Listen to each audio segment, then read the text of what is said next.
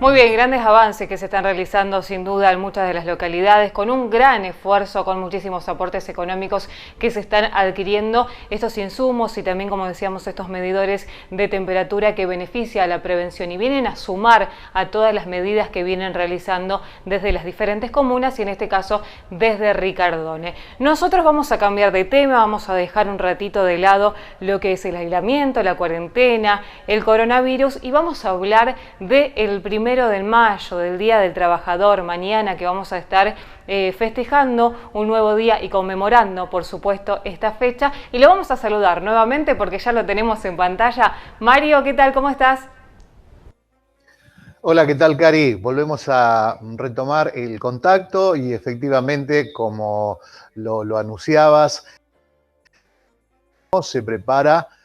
Yo más que celebrar diría para reflexionar, ¿no? Porque va entrelazado con una jornada trágica. Le debemos contar a los jóvenes que se va a instituir al año siguiente un hecho trágico que se dio en los Estados Unidos en 1886. Un 1 de mayo comienza este reclamo y que tiene que ver obviamente con aquellos primeros sindicalistas, con aquellos primeros partidarios socialistas, con anarquistas que eran llamados y que tiene que ver básicamente con el reclamo de las 8 horas laborables. Debemos contar a los jóvenes que antes de 1886 prácticamente no había obligación, pero lo normal era trabajar de 12 horas corridas para arriba, ¿no? 14, 16, hasta 18 horas corridas, que eran horas normalmente paga. Bueno, ante esto, estos sindicalistas se habían manifestado aquel 1 de mayo en contra de la empresa McCormick, una empresa de la metalmecánica dedicada a la construcción de maquinarias agrícolas, lleva adelante una medida de fuerza que se extendió hasta el 4 de mayo de 1886. Consecuencia de esto, hubo una represión policial y se dice, porque no está comprobado fehacientemente, que alguien de los sindicalistas habría arrojado una molotov, la normalmente conocida como botella con nafta, con un tipo de explosivo, y había impactado a un agente policial. Esto le habría provocado la muerte de este integrante policial. Entonces allí se formó una refriega fuerte entre la policía y los anarquistas. Consecuencia de esto, se detuvieron 31 personas, se las llevaron a juicio. La justicia de Estados Unidos culpó a 8 personas, de las cuales 5 fueron condenadas a muerte, fueron condenadas a la horca por haber llevado este reclamo y acusarle de la muerte. Los que fueron ejecutados en aquel entonces fueron George Engels, de 50 años, también Adam Fisher, de 30 años, Samuel Fielden, de 39, Albert Parson, de 39 años, y Louis Lynn, de 22 años. Fueron condenados a la horca, los otros 3 fueron condenados a reclusión perpetua. Esto desencadenó al año siguiente que organismos internacionales se reunieran y establecieran el 1 de mayo Nacional del Trabajo. Acá estamos viendo una pintura de Antonio Berni que expresa un poco el reclamo, ¿no?, de la clase trabajadora. Y si nos trasladamos más atrás, 1760, con la Revolución Industrial, es allí donde se va a terminar de conformar estas dos cabezas divisorias que tienen al mundo. Por un lado, el capitalismo, que es aquel el que va a poner toda la estructura para la producción, y por el otro lado nos encontramos con la clase trabajadora. Siempre hay una tensión, desde 1760 a la fecha siempre existen esas tensiones, ¿no? Cuando el trabajador logra subir un poco acercarse hacia la clase capitalista, es así donde producen las tensiones. Bueno, realmente los números que hoy tenemos son realmente lapidarios, lo que tiene que ver con esta masa de 3.800 millones de trabajadores. La mayoría de ellos, 3.500 millones, están bajo de necesidades insatisfechas. Fíjate la ruptura, ¿no?, que hay entre el capitalismo y la clase trabajadora, un poco a lo que decía Marx, si el trabajador realmente es socio del capitalismo, si ese producto que produce el trabajador también es parte, ¿no?, de ese mismo trabajador. Pero yo lo que quería graficar era la línea de satisfacciones insatisfechas que se dan, obviamente, con los informes de la Organización Internacional de Trabajo. Nació en 1914, fíjate, también en Estados Unidos, pero digo, los números siguen siendo lapidarios. Hoy la riqueza en el mundo se concentra solamente en 26 familias. 26 familias en el mundo tienen lo que podríamos decir multimillonarios, concentran la riqueza. Estas 26 familias en el mundo el año pasado ganaron, escuchá, ganaron 900.000 millones de dólares.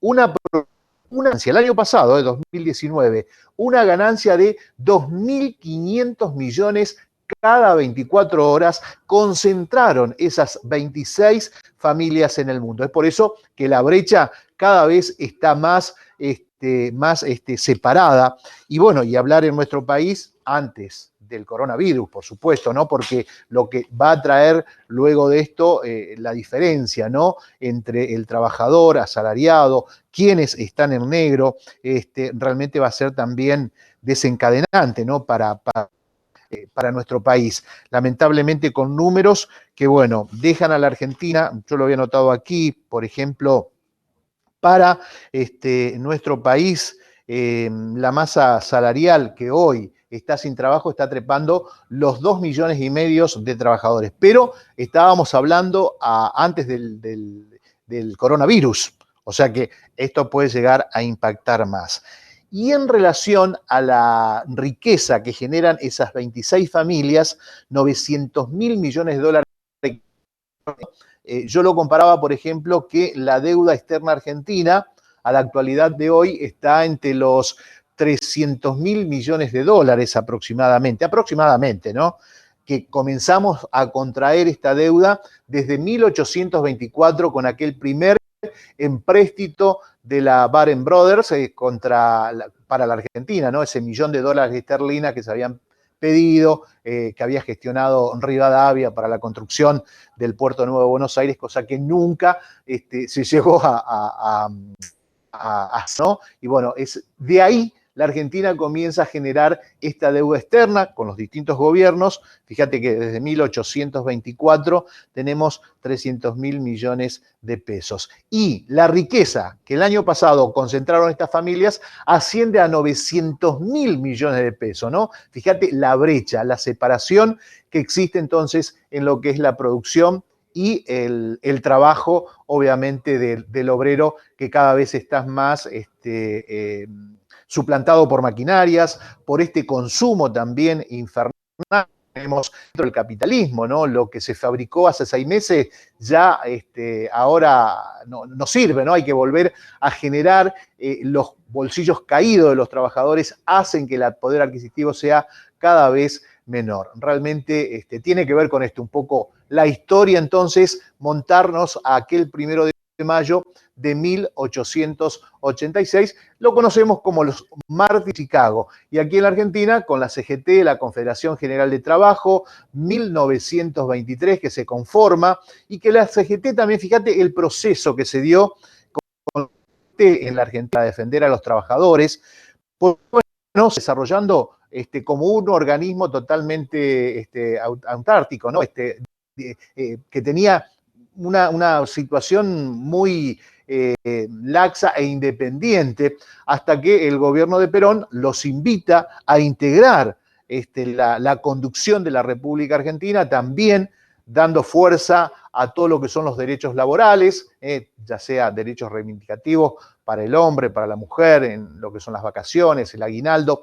pero también desde ahí, ¿qué pasa? Pasa a ser parte de los gobiernos, cosa que no se dio, porque fue invitado nada más, cosa que hoy a lo mejor cualquiera de nosotros cree que la CGT tiene que estar integrando el gobierno, si no, no se puede llegar a gobernar. Pero, en definitiva, los derechos de los trabajadores se vienen reafirmando desde el 1900, ¿no? En el contexto mundial. Así que mañana es un momento reflexivo, ¿no? Para los trabajadores, aquellos que tienen trabajo y aquellos, obviamente, que no lo tienen, ¿no? Un momento de reflexión. Vos hacías bien esta diferencia y marcabas esta situación que estamos viviendo todos con respecto al trabajo, con respecto a la cuarentena, y también allí se ve la gran diferencia de los trabajadores, de aquellas personas que no tienen un trabajo en blanco y continúan luchando día a día, y se ve realmente todas las falencias que tiene el sistema también, de aquellas personas que no están dentro de un trabajo y la están pasando realmente mal, y en este momento se nota mucho más. Totalmente, Karina. Impacta en el reclamo con los gobiernos, ¿no? Con las políticas económicas que deben, es decir, cómo captar capitales, cómo cada país sea creíble para que esas inversiones puedan llegar y que puedan generar también, porque esto es una rueda que se retroalimenta, ¿no es cierto? Capital, trabajador, producto, consumo, ese mismo trabajador es el que vuelve a consumir tal vez aquellas zapatillas que se fabricaron, no sé, aquella casa que se intenta fabricar. Entonces, todo va entrelazado, ¿no? Tiene que ver con esa sintonía y que la brecha cada vez lamentablemente se separa más porque se está concentrando la riqueza en unos pocos. Entonces, no puede funcionar. Los entendidos en la materia dice que hasta cuándo va a durar neoliberal, este capitalismo, ¿no? Que comenzó en 1760 y que todavía no se sabe si ha tocado techo. En algún momento este imperio del capitalismo feroz que se da en el mundo, ¿no? Esta desesperación por acumular riquezas en tierras, en muebles. Nosotros a lo mejor podemos ser ricos por tener un celular o por tener un auto, o por poder salir a cenar o poder ir al cine. No, eso ya somos ricos, pero no en la concentración del poder adquisitivo que genera la tierra, ¿no? Esas 26 familias tienen la plata, tienen la propiedad y están distribuidas en el mundo. Y los otros 3.800 millones de trabajadores miran que si pueden llegar o no puedan llegar, ¿no? Bueno, Mario, muchísimas gracias como siempre por la reflexión y también por llevarnos en la historia y en este día tan importante del 1 de mayo. Muchísimas gracias, Mario. Karina, agradecerte y si me permitís, nada más fuera del contexto de este tema, hacer para nuestro compañero Claudio Yolidoro. Claudito está atravesando una situación un poquito compleja en salud. Recién estuve en contacto con la familia. También se lo hice extensivo, ¿no? Está en un postoperatorio, Claudio, recuperándose con toda la fuerza y seguramente ya lo vamos a tener nuevamente aquí en la fila, ¿no?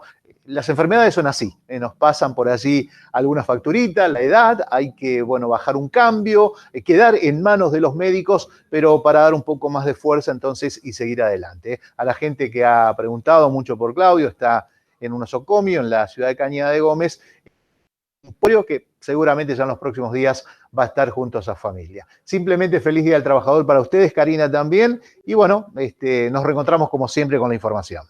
Gracias, Mario. Bueno, ahí hablábamos un poco sobre este Día del Trabajador, la reflexión que nos dejaba Mario y por supuesto este recorrido como siempre por la historia.